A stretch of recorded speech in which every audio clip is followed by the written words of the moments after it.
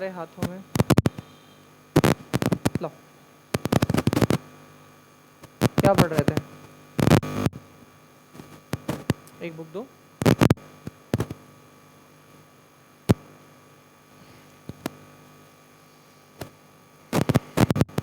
Lipids पढ़ लिया था। विटामिन, अच्छा ये विटामिन इसको पढ़ लिए थे और मैंने बोला था कि इसको आप लोग अच्छे से पढ़ लेना, है ना, विटामिन। ओके ठीक है। विटामिन के बाद बेटा एक आता है वाटर।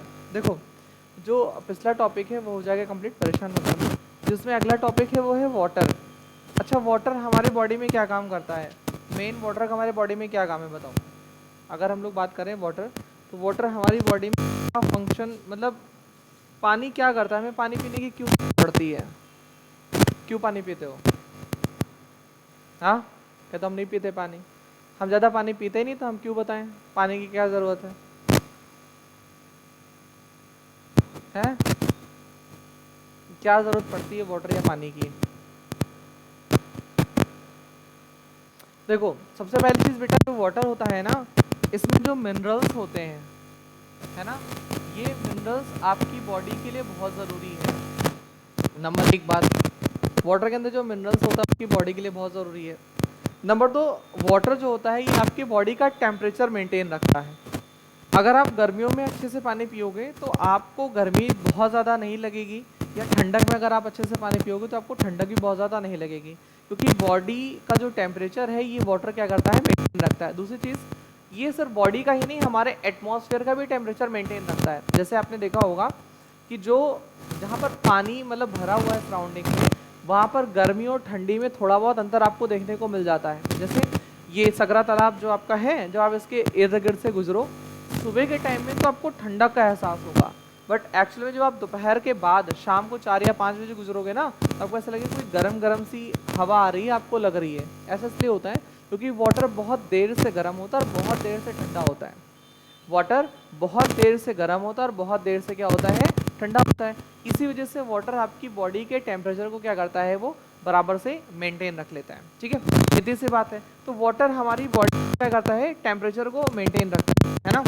आप देखो इसमें लिखा हुआ है वाटर 45 to 80% ऑफ बॉडी, यानी हमारी बॉडी का लगभग 45 to 80% ये कवर अप करता है। कौन सा आपका, ये वाटर, है ना।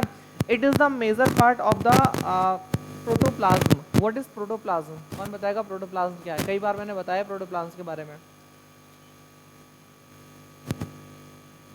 हाँ बताओ। हाँ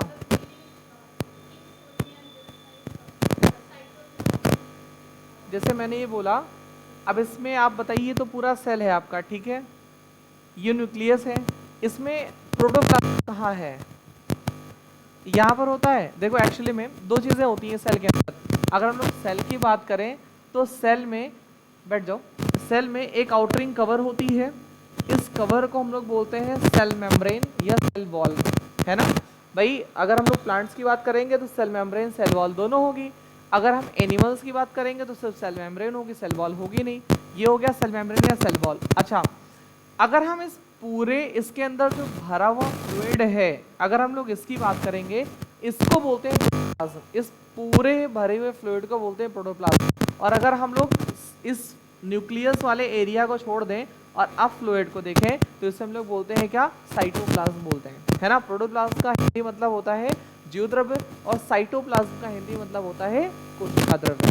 आई बात समझ में? तो दो तरह के टाइप में होते हैं। ये अब क्या रहा है, water 45 to 80% of the body is in organic substance.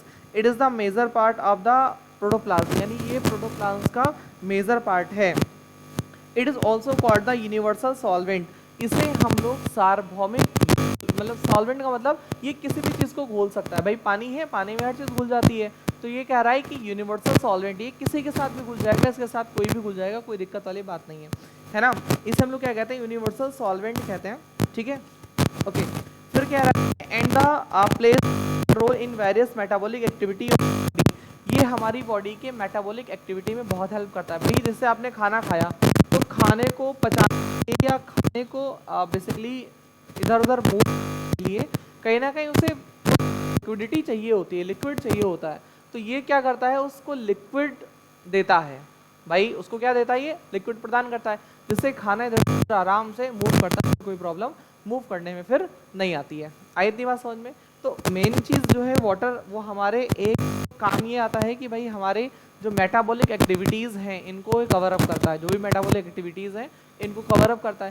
इसकी वजह से हमारी बॉडी में जो मतलब बहुत सारी चीज़ों का एक अच्छा सा जो तालमेल है वो बना हुआ रहता है, जिससे हमारी बॉडी को प्रॉब्लम भी नहीं होती है और हमारी मेटाबॉलिक एक्टिविटीज़ क्या होती है, एकदम से मजबूत भी बनी रहती हैं। ठीक है, तो इतना काम है। अब देखो कह रहा है मोड ऑफ न्यूट्रिशन। अब नेक्स्ट जो टॉपिक है वो है मोड ऑफ न्यूट्रिशन, यानी न्यूट्रिशन के मोड। देखो इसमें लिखा है ऑटोट्रॉपिक, हेटरोट्रॉपिक, है ना। इंक देखो आ रखी होगी, उठा लो मेज पे इंक होगी, है इंक भी होगी, मांग लो वही इंक कहाँ है, अरे वाह ब्लैक ही है, तो मिल गया, इधर भी रखा था, वही रख लो। हाँ, तो ऑटोट्रॉपिक और हेटरोट्रॉपिक मोड ऑफ न्यूट्रिशन में एक है ऑटोट्रॉपिक और एक है हेटरोट्रॉपिक। अंतर कोई बताएगा? ऑटोट्रॉपिक और हेटरोट्रॉपिक में अंतर क्या होता है, बताओ।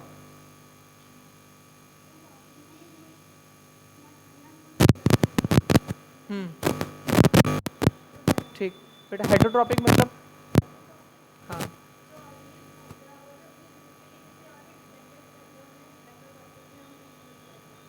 ठीक, आप बताओ बेटा, हम ऑटोट्रॉपिक है कि हेटरोट्रॉपिक हैं? ऑटोट्रॉपिक है हेटरोट्रॉपिक है? एनिमल्स, ह्यूमंस ऑटोट्रॉपिक है कि हेटरोट्रॉपिक है?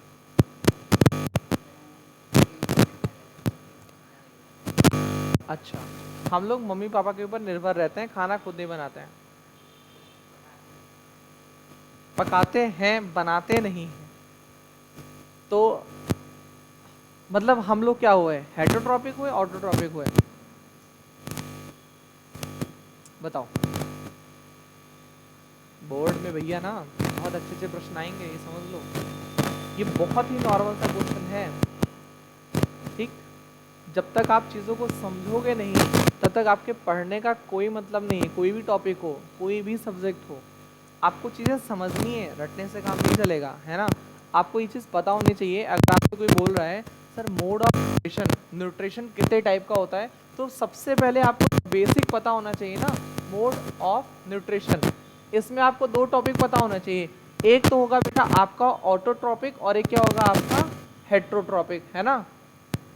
अब देखो ऑटोट्रॉपिक का मतलब यानी अगर हम अपना खाना, अगर हम अपना फूड खुद बना लें, कहीं और से गेन ना करें, तो हम लोग अपने आप को क्या कहते थे, ऑटोट्रॉपिक कहते थे। जैसे पेड़ पौधे, उन्हें किसी थर्ड पर्सन की जरूरत नहीं होती है, नेचर है उनके पास, रूट्स हैं जो वाटर कैरी करते हैं, और जो उनकी लीव्स हैं वो क्या करती हैं, फोटोसिंथेसिस करती हैं और अपना खाना बना लेते हैं। अगर हमारे पास ऐसे कुछ मौजूद होते रूट, लीव्स, तो हम भी अपना खाना बना लेते, हमको भी ऑटोट्रॉपिक कहा जाता। लेकिन हम अपना खाना बनाने के लिए या पकाने के लिए बेसिकली डिपेंड्स होते हैं। किन पे डिपेंड होते हैं? या तो ट्रीज पे डिपेंड होते हैं, है ना। कुछ लोग भाई शाकाहारी होते हैं जो पेड़ पौधे फल खाते हैं, कुछ लोग मांसाहारी होते हैं जो बड़े बड़े जानवर खा जाते हैं, है ना। और कुछ लोग दोनों वाले होते हैं, मतलब वो जानवर भी खा लेते हैं, पेड़ भी खा लेते हैं। इसका मतलब कि हमें बेसिकली जिंदा रहने के लिए या तो हम डिपेंड है किस पे, एनिमल्स पे, या तो डिपेंड है किस पे हम लोग, ट्रीज पे यानी हर्ब्स पे, या आप ऐसे कह लो पेड़ पौधे पे, है ना। ठीक है, इसका मतलब हम लोग किसके अंदर आएंगे, हेटरोट्रॉपिक के अंदर। हम लोग किसके अंदर आएंगे, हेटरोट्रॉपिक के अंदर।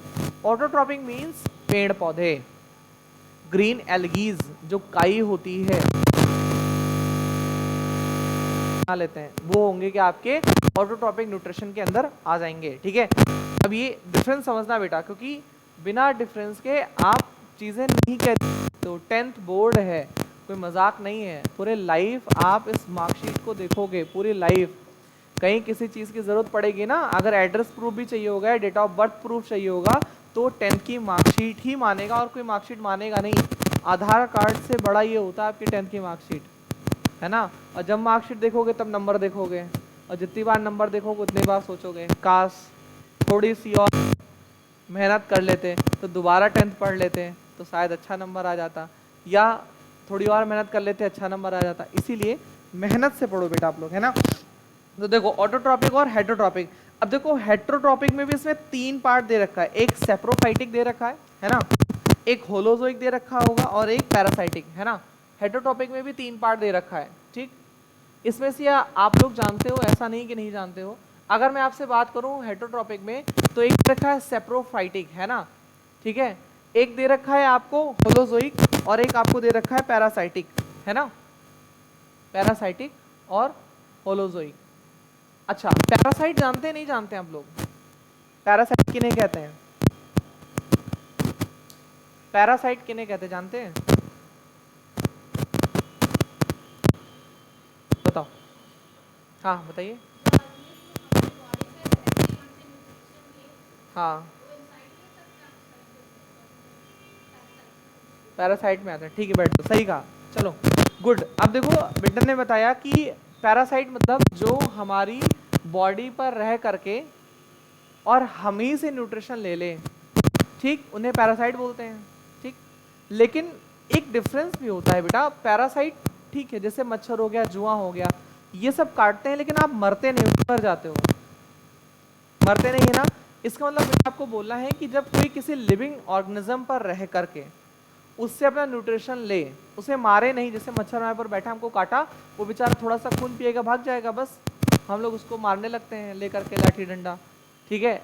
तो वो क्या कर रहा है, थोड़ा सा न्यूट्रिशन तो लेता है हमसे, तो इसका मतलब हमें वो जिंदा छोड़ देता है, यानी थोड़े बहुत न्यूट्रिशन के लिए वो हमें काटता है, तो हमें आराम से काट देना चाहिए, कोई प्रॉब्लम नहीं होनी चाहिए। इसका मतलब पैरासाइट का मतलब होता है जब कोई ऐसा जीव, छोटा सा कीड़ा मकोड़ा जो अपने न्यूट्रिशन के लिए किसी लिविंग सेल या लिविंग ऑर्गेनिज्म पर डिपेंड हो, उसे हम लोग क्या कहते हैं बेटा, उसे हम लोग बोल देते हैं पैरासाइटिक, ठीक है। अच्छा, अब देखो होलोजोइक और सेप्रोफाइटिक दोनों में एक डिफरेंस होता है, ठीक। और दोनों किसी, देखो हेटरोट्रॉपिक है ना, इसका मतलब दोनों किसी दूसरे से ही क्या करेंगे, अपना जो न्यूट्रिशन वो लेंगे, जाहिर सी बात है, तीनों अपना जो न्यूट्रिशन होगा किसी दूसरे से लेंगे। एक तो मैंने बता दिया, क्या सेप्रोफाइटिक या होलोजोइक में कोई अंतर समझ रहे हो, कुछ बता पाओगे इसके बारे में, क्या होते हैं सेप्रोफाइटिक, क्या होते हैं होलोजोइक, बताओ।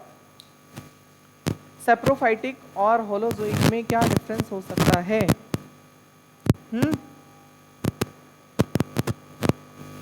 बताओ।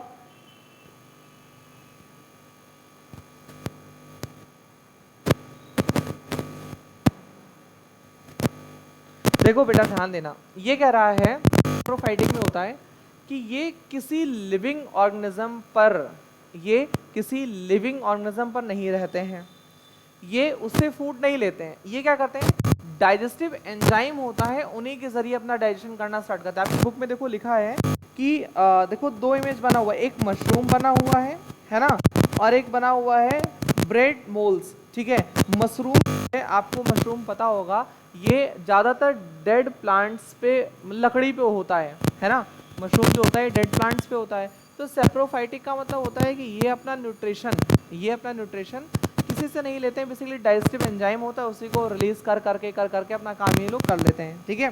पैरासाइटिक मतलब मैंने बता ही दिया आप लोगों को, दूसरों के ऊपर रहते हैं लेकिन उसको जिंदा छोड़ देते हैं, उसे हम लोग क्या कहते हैं, पैरासाइटिक बोलते हैं, ठीक है। ऐसे होलोजोइक है बेटा, होलोजोइक कह रहा है in holozoic nutrition organism do not absorb the food particle from its surface. It take the whole body whole food article. Holozoic nutrition is made of the mode of nutrition which organisms take the complex organic food material into the body by the process of ingestion. देखो कहने का मतलब है कि जैसे cockroach हो गया बेटा, कॉकरोच हो गया, अर्थवॉर्म हो गया, फ्रॉग हो गया। आप कभी फ्रॉग को खाना खाते हुए देखा है? फ्रॉग को खाना खाते हुए देखा है? मतलब फ्रॉग कुछ खाते हुए देखा? फ्रॉग को कैसे खाता है? जीभ निकाल के बताओ कैसे खाता है? जीभ निकाल के खाता है। क्या उसके खाने के बाद कुछ बचता है? सारा का सारा वो खा जाता है। लॉयन देखा है, हिरण खाता है या कुछ खाता है, खाने के बाद कुछ छोड़ता है क्या? हड्डी उड्डी छोड़ देता है? सब खा जाता है। सींग विंग तो छोड़ देता होगा, बाकी सब खा जाता है ना। कॉकरोच, कॉकरोच खाना खाता है, कुछ नहीं छोड़ता है। इवन देन, आप समझना मेरी बात को, कहने का मतलब ये है कि होलोजोइक, देखो होलो का मतलब होता है कंप्लीट। होलोजोइक न्यूट्रिशन में अगर ऑर्गेनिज्म फूड एक्सेप्ट कर रहा है तो वो कंप्लीट फूड खा जाएगा, वो छोड़ेगा कुछ नहीं। जैसे मकड़ी मच्छर खाती है, क्या ऐसा है मच्छर खाती है उसका एक पैर निकाल के फेंक दिया बाकी सारा खा लिया? ऐसा तो कुछ होता नहीं है। देखो होलोजोइक का मतलब होता है कि जब कोई ऑर्गेनिज्म फूड को कंप्लीटली खत्म कर दे, होलोजोइक हो जाएगा। जैसे आपने देखा होगा बहुत सारे एग्जाम्पल हैं, जैसे क्या कहते हैं, जो सांप है वो मेंढक खा जाता है तो पूरा का पूरा मेंढक ही पेट में उसके चला जाता है ना। तो जब कोई ऐसा ऑर्गेनिज्म किसी को एक्सेप्ट करता है, पूरा फूड ही पार्टिकल खा ले, ऐसा नहीं कि ऐसे सुई लगाया और खून निकाला पी ले, ये नहीं, कंप्लीट फूड पार्टिकल को ये लोग खा जाते हैं। इसे हम लोग क्या कहते हैं? होलोजोइक। सेप्रोफाइटिक का मतलब डेड, डिके चीजों पर डिपेंड होने, हम लोग क्या कहते हैं? सेप्रोफाइटिक। और पैरासाइटिक का मतलब ये जिंदा चीजों पे डिपेंड होने, हम लोग क्या कहते हैं बेटा? पैरासाइटिक कहते हैं। तो सेप्रोफाइटिक, पैरासाइटिक और क्या हो जाएगा आपका? होलोजोइक। ये 3 मोड ऑफ न्यूट्रिशन है, ये तीनों आपके लिए बहुत ज्यादा इंपॉर्टेंट है। 3 के तीनों आपके लिए बहुत ज्यादा इंपॉर्टेंट है, ठीक है? ओके, अब देखो इसमें हाँ यहाँ तक तो हो गया। एग्जाम्पल में देखो लिखा है the method found mainly in most of the animal, cockroach, earthworm, frog, human being, dog, lion, cat, fish, etc। इंसान भी कुछ खाता है तो कुछ छोड़ता है। थाली में तो लोग छोड़ जाते हैं, गलत बात है, खाना नहीं छोड़ना चाहिए, है ना। आप अगर कुछ खा रहे हो तो आप उसको पूरा खा जाओ, ठीक है। कोई भी चीज़, किसी का दिमाग खा रहे हो तो दिमाग भी खा जाओ पूरा, छोड़ो मत, ठीक। लोग क्या करते हैं, थाली में खाना ले लेते हैं फिर छोड़ देते हैं, और वो खाना फिर जाता है नाली में, है ना। थाली का खाना नाली में। पता है, शायद आप लोगों को खेती करना ना पता हो, कि पता है कभी कोई खेती किया है?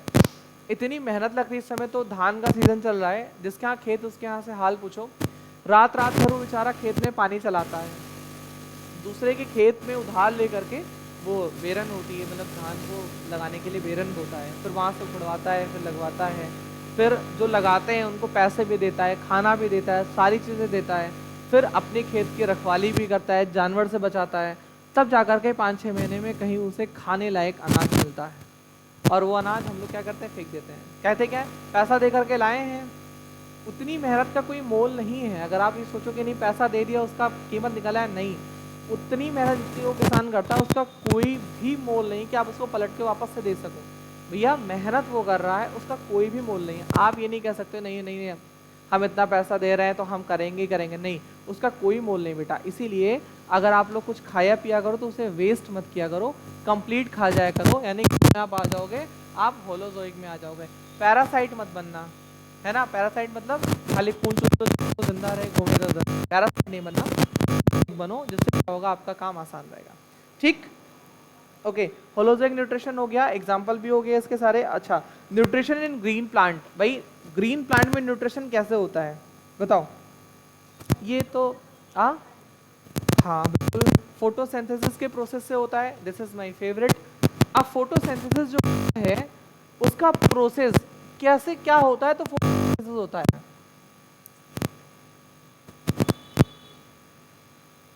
कैसे क्या होता है? तो फोटोसिंथेसिस होता है। कौन बताए इस बात को? बताइए।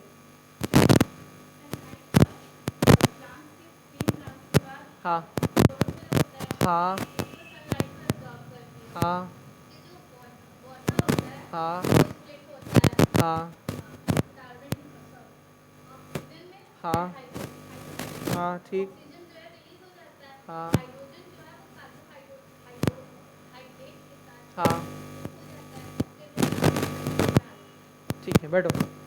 देखो बेटा समझना, इसमें 2-3 चीज़ का मेन रोल है। अगर हम लोग बात करें खाना कैसे बनाते हैं पेड़ पौधे, तो दिस इज फोटोसिंथेसिस, है ना। यानी इसे हम लोग बोलते हैं प्रकाश संश्लेषण, फोटोसिंथेसिस। फोटोसिंथेसिस में जो सबसे इंपॉर्टेंट रोल आता है वो आता है वाटर, पानी। क्या आता है? सनलाइट। क्या इन दोनों से खाना बन जाएगा? और कुछ जरूरत नहीं है पेड़ों को? पानी और सनलाइट से खाना बन जाएगा? बताओ। सिर्फ यही दो ऐसे पिगमेंट हैं या दो चीजें ऐसी हैं जिससे खाना बन जाएगा इंसान का, और किसी की जरूरत नहीं है।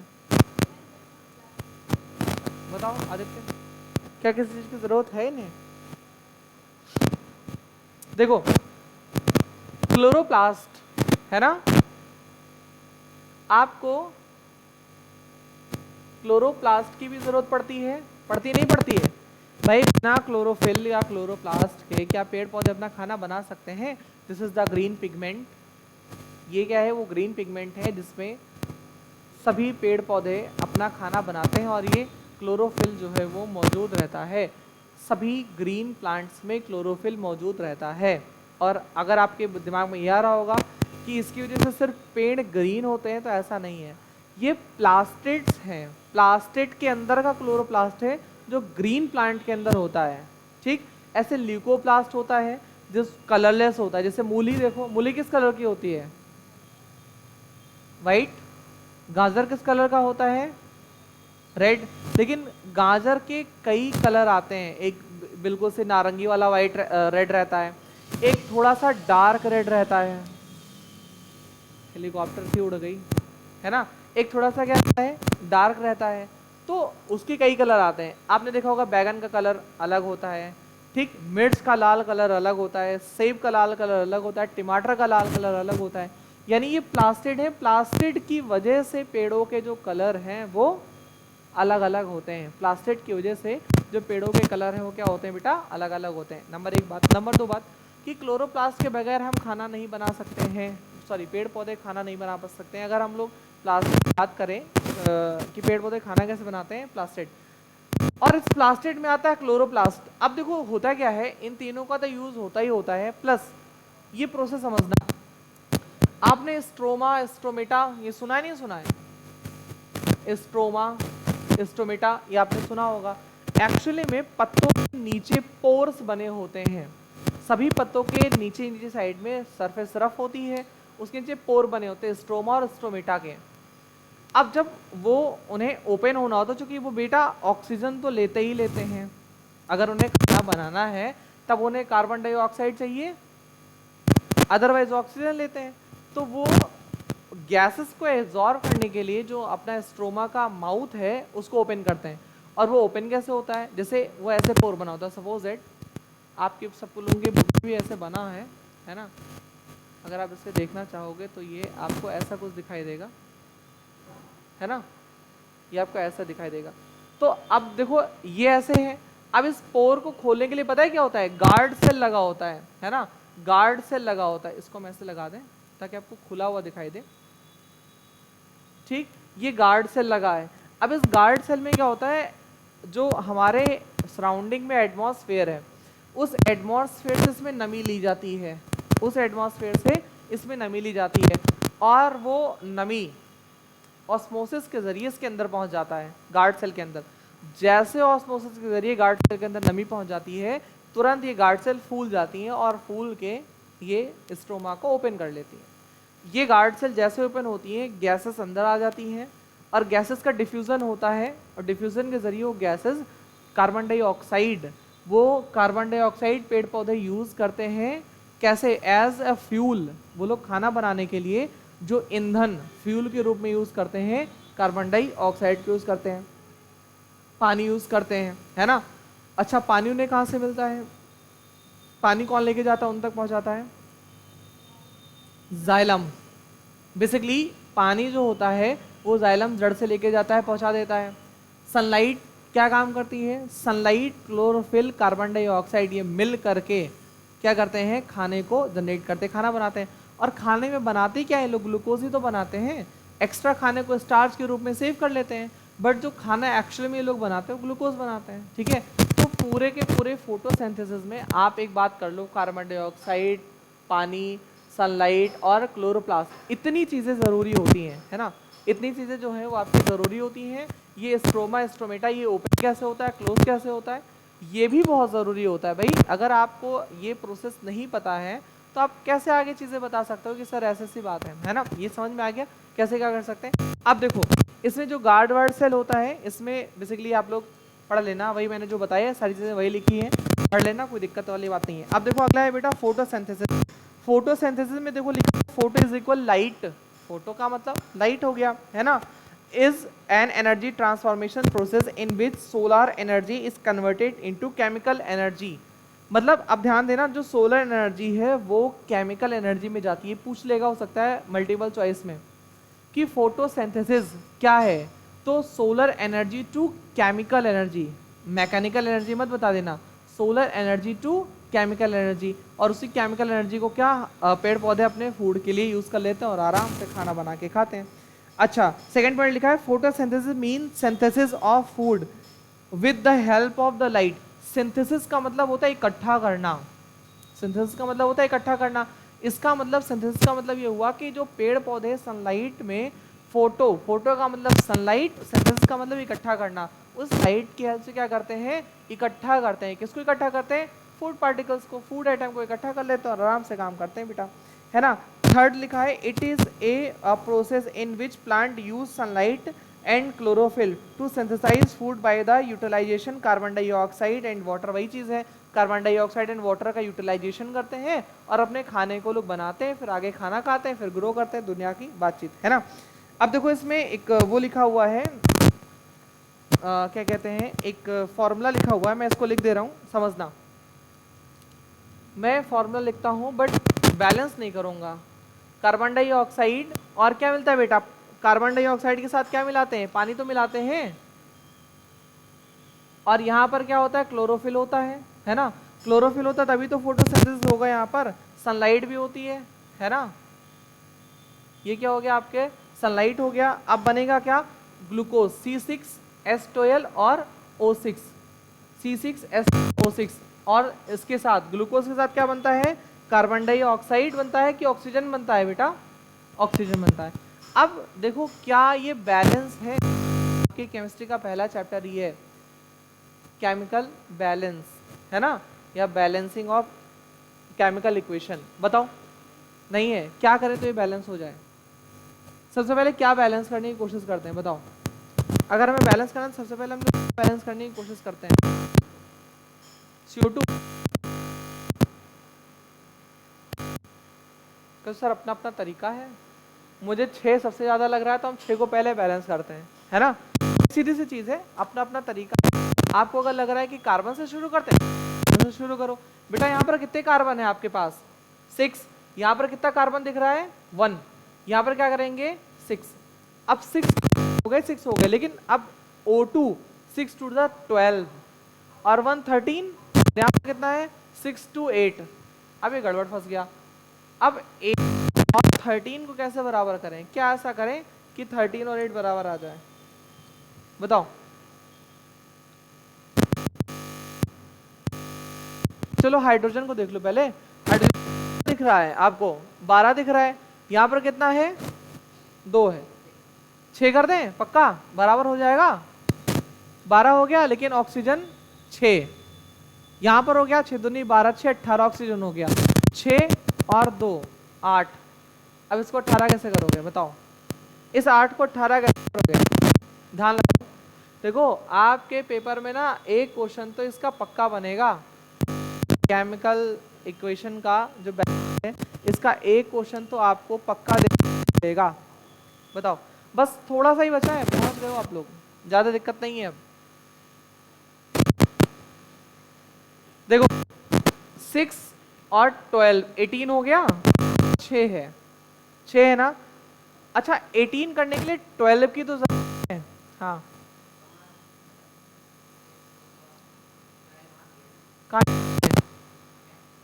यहाँ पे 6 है बेटा। देखो 6 ये 6 to the 12 है, हमें 12 की जरूरत और है। यहाँ पर कितना है, 2, तो 6 दूनी 12 हो जाएगा।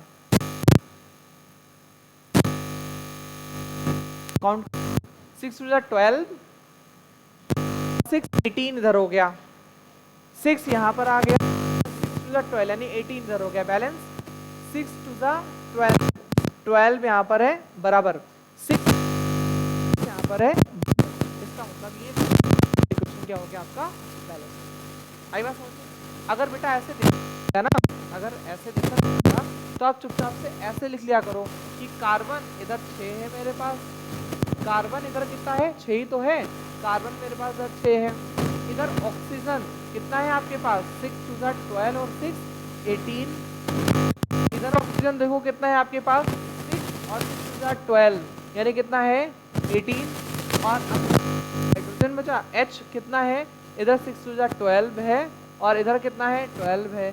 क्या सारे के सारे बच्चे बराबर हो गया आपका balance? This is the chemical equation and balancing.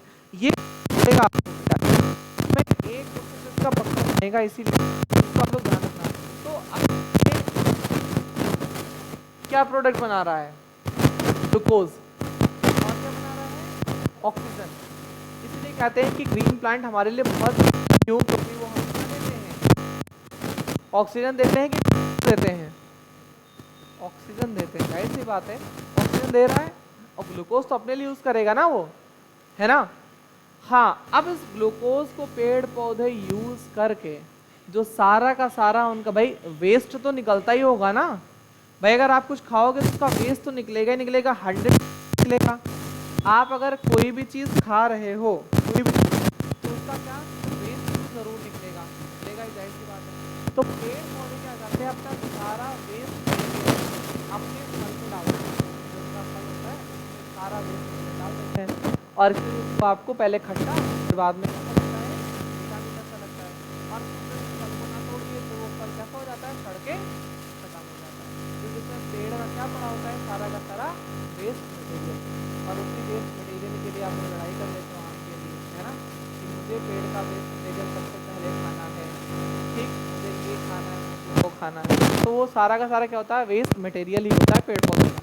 ठीक है, आई बात समझ में? तो ये समझ गया ना कि कैसे क्लोरोफिल है, क्या ये काम पेड़ पौधे अपना खाना बनाते हैं। हाँ, एक चीज और, पेड़ पौधे अपना खाना बना लेते हैं, ठीक है, लेकिन खाना एक बात बताओ सिर्फ पत्ती में बनता है कि सारे पेड़ में बन जाता है?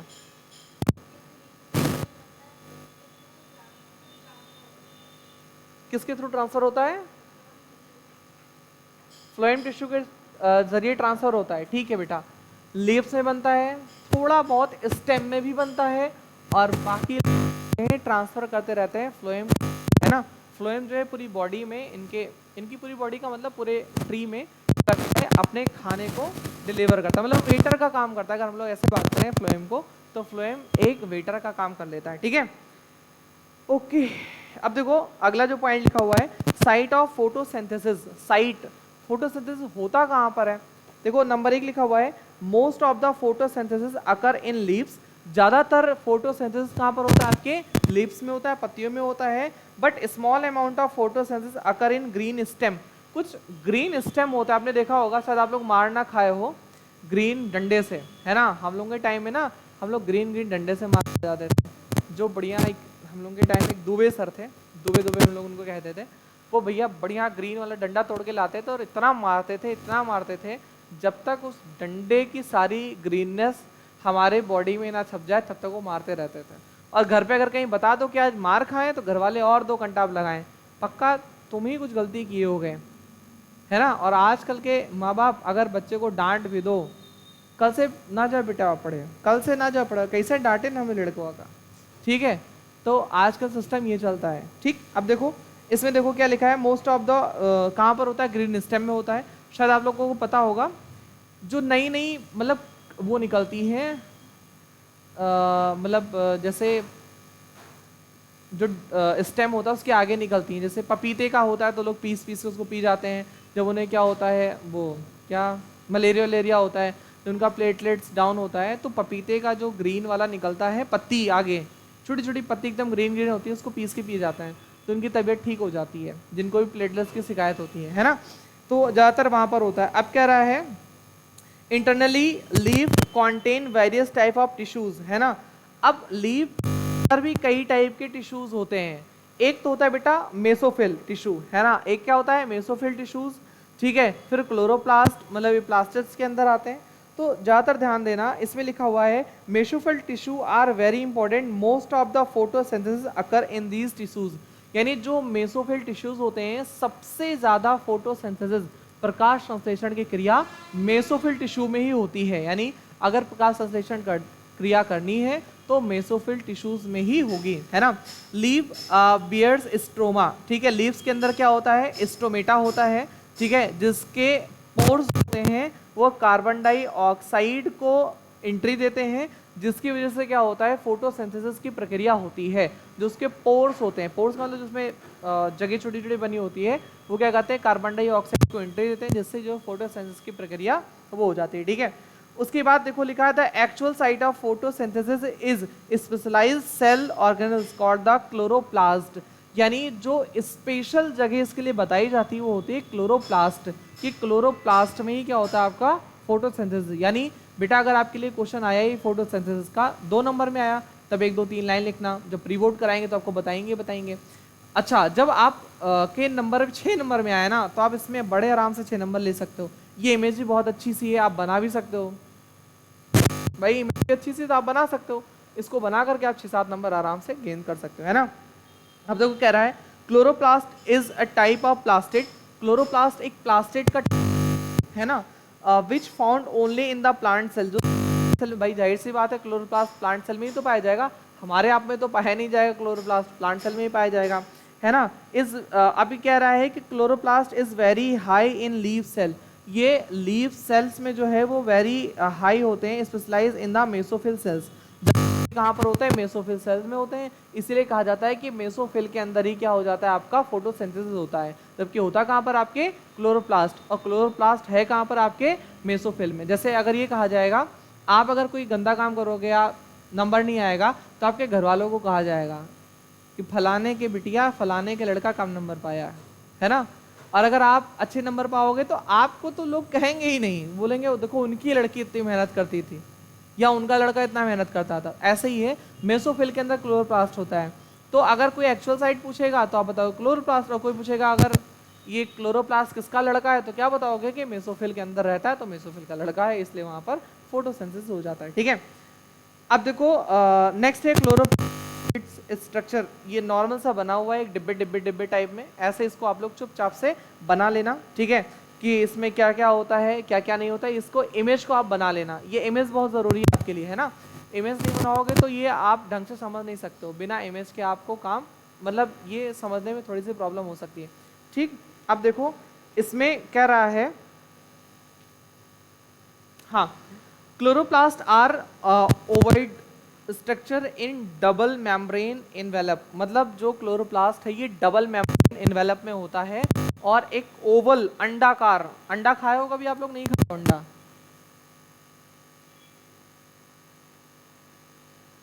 ये अंडा बना, ब्रेड रोल बन गया ये तो, कोई बात नहीं, हम इसको अंडा ही मानेंगे, ठीक।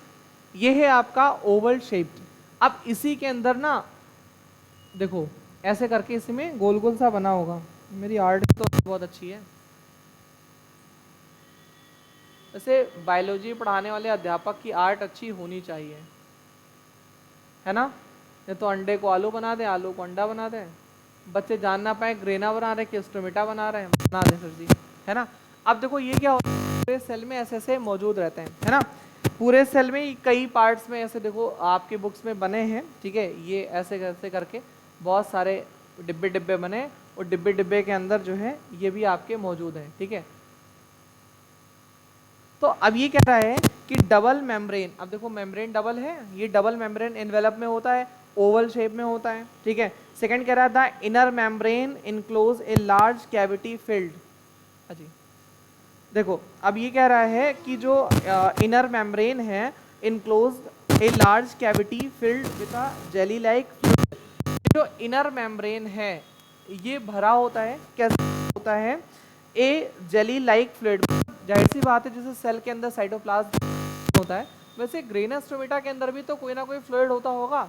भाई चीज़ें ट्रांसफर कैसे होंगी, जब तक उसके अंदर कोई स्ट्रक्चर नहीं होगा ग्रेना स्टोमेटा के अंदर, जब तक कोई बेसिकली फ्लो करने के लिए कोई लिक्विडिटी नहीं होगी तब तक तो वो फ्लो, तो इनके अंदर क्या होता है एक स्ट्रक्चर होता है और इसी के अंदर वो सारी चीज़ें क्या करते रहते हैं बेटा, फ्लो करते रहते हैं, बड़े मजे से आराम से ये लोग फ्लो करते रहते हैं। सेकंड लिखा है द इनर, अच्छा ये तो हो गया। थर्ड पॉइंट लिखा है are many piles of stakes flattered dishes in the chloroplast. These piles are called the, देखो कहने का मतलब है सिंगुलर की अगर हम लोग बात करेंगे ग्रेनम होगा, और अगर हम लोग प्लूरल की बात करेंगे तो ग्रेना होगा। इस पूरे को हम लोग ग्रेना कहते हैं, इस पूरे को हम लोग कहते हैं ग्रेना कहते हैं, ठीक है। अब ये कह रहा है grana the interconnected by mean of the inter smaller junction of the rest। एक ग्रेना सभी ग्रेना से जुड़ा होता है, देखो जुड़ा है ना, यानी ये आपके क्लोरोप्लास्ट के अंदर एक ग्रेना दूसरे ग्रेना से, दूसरा तीसरे से, तीसरा चौथे से, सारे ग्रेना आपस में जुड़े हुए हैं कि मान लो ये फूड बनाने में उतना कैपेबल नहीं है तो ये बन जाए, ये बनाने में कैपेबल नहीं तो ये बन जाए, ये नहीं तो ये, इसलिए सारे ग्रेना आपस में क्या होते हैं, इंटरकनेक्टेड होते हैं, है ना। अब देखो ये सारे के सारे ग्रेना क्या होते हैं, आपस में इंटरकनेक्टेड होते हैं।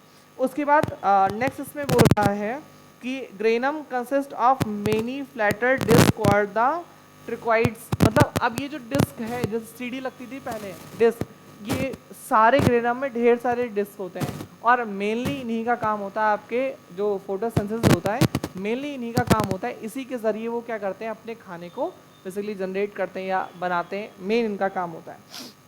Okay, the grana are the inter, अच्छा ये तो हो गया ट्रिक्वाइड्स, हाँ बस ठीक है। अब देखो फंक्शन, अब इनका फंक्शन क्या है, सीधी सी बात समझो, फंक्शन बुक की लैंग्वेज पढ़ने की जरूरत नहीं है, स्ट्रक्चर पढ़ने की जरूरत है, क्योंकि स्ट्रक्चर अगर पूछ लेगा तो आपको फैक्ट लिखना पड़ेगा। अगर गलती से उसने स्ट्रक्चर पूछा तो आपको बेटा फैक्ट लिखना पड़ेगा, लेकिन अगर उसने फंक्शन पूछ लिया तो आपको फैक्ट की कोई जरूरत नहीं है। भाई कैसे काम करेगा ये, भाई सीधी सीधे सनलाइट चाहिए, अगर खाना बनाना है तो सनलाइट चाहिए।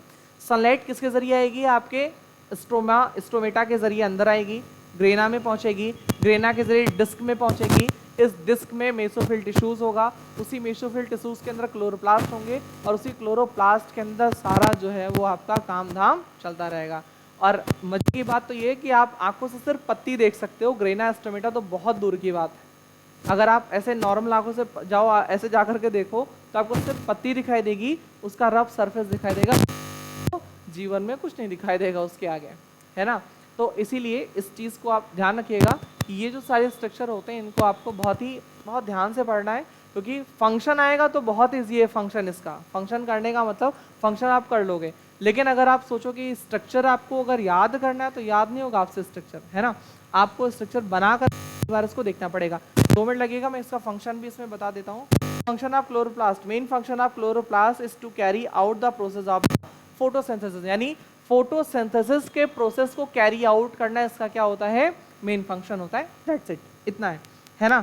अब देखो raw material of the photosynthesis, photosynthesis में रॉ मटेरियल क्या क्या यूज होता है, अभी बताया था मैंने, गायब हो गया, बताया तो था, क्या यूज होता है बताओ, CO2, हाँ और ठीक है, फिर इसमें तो आ जाएंगे मिनरल्स, हाँ सनलाइट, ठीक, और क्लोरोप्लास्ट, बस। तो इतनी चीजें जरूरी होती है। और प्रोडक्ट में क्या निकलता है, प्रोडक्ट में निकलता है आपका ऑक्सीजन, थोड़ा बहुत पानी भी निकलता है, ऑक्सीजन भी निकलता है ना। जो मेन निकलने का सिस्टम होता है वो क्या, आपका ऑक्सीजन। और इसी के जरिए हम लोग ये समझते हैं कि पेड़ पौधे हमेशा ऑक्सीजन छोड़ते हैं। क्या ये पॉसिबल है कि पेड़ पौधे हमेशा ऑक्सीजन रिलीज करते हैं? कब रिलीज करते हैं पेड़ पौधे? CO2 भी रिलीज करते हैं। कब रिलीज करते हैं CO2? नाइट में। यानी इसका मतलब जब पेड़ पौधे रेस्पिरेशन करेंगे तब वो CO2 को रिलीज करेंगे जैसे हम लोग करते हैं, और ऑक्सीजन को क्या करेंगे, इनटेक करेंगे जैसे हम लोग करते हैं। सेम सारा प्रोसेस पेड़ पौधों का यही होता है और यही होगा आगे चल करके, ठीक है। तो ठीक है, साइंस क्लास करते हैं। मैं सर आपके 2 मिनट में आ रहे हैं, बाकी की चीज़ें हम लोग उससे पढ़ेंगे, ठीक है।